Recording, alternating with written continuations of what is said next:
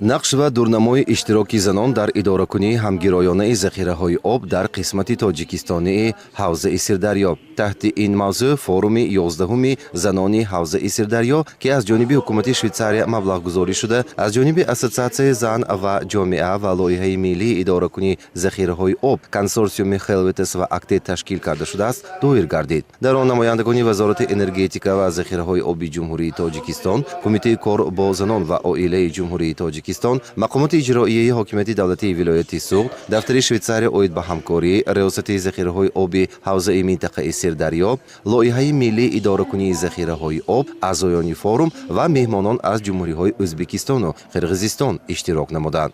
дар форуми навбатӣ мавзӯъҳои натиҷаи фаъолияти форум аз моҳи декабри соли 2024 то моҳи июни соли 2025 ва натиҷаҳои пешакии тадқиқот оид ба сатҳи огоҳии аҳолӣ дар идоракунии обҳои зеризаминӣ, лоиҳаи миллии идоракунии захираҳои об оид ба иқлим, мақсад, вазифаҳо ва ҷузъҳои лоиҳа, натиҷаҳои корӣ, таъсиси Кумитаи миллии ҳамоҳангсозии лоиҳа, ҳадаф ва вазифаҳои шӯрои ҳавзавӣ, ҳамкории мутақобилаи Ассотсиатсияи зан ва ҷомеаи кофарниҳон ва шӯрои ҳавзаи дарёи кофарниҳон мавриди муаррифӣ қарор гирифт.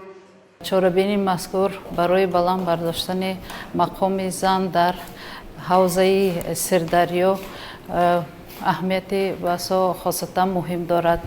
аз ҷумҳурии Ӯзбекистон ва Қирғизистон таҷрибаи кории худро ба мо муаррифӣ намуданд. дар он қайд гардид ки баъзе таҷрибаҳои мо дар онҳо нест, баъзе таҷрибаҳои ваҳо дар мо нест. мо барои ин бояд ки дар сатҳи миллӣ ва берун аз ҷумҳур баромада таҷрибаи якдигарро омӯхта нақши занонро баланд бардорем. дар қисмати муҳокимаи интерактивии намояндагони Вазорати энергетика ва захираҳои оби ҷумҳурии Тоҷикистон, Кумитаи кор бо занон ва оилаи ҷумҳурӣ, инчунин мутахассисони ин соҳа аз ҷумҳуриҳои Ӯзбекистону Қирғизистон ширкат варзида, мавзӯи ҳамгироии форуми занҳои ҳавза ба муколамаи занон дар Осиёи марказӣ, интизориҳо барои солҳои 2025-2028-ро матраҳ намуданд. Сейчас вопрос воды, использования водных ресурсов, водосбережения, управления водными ресурсами – это вопросы, которые становятся все более сильно актуальными. Поэтому такие форумы, особенно с участием женщин, которые могут играть ключевую роль в водосбережениях, это очень важно.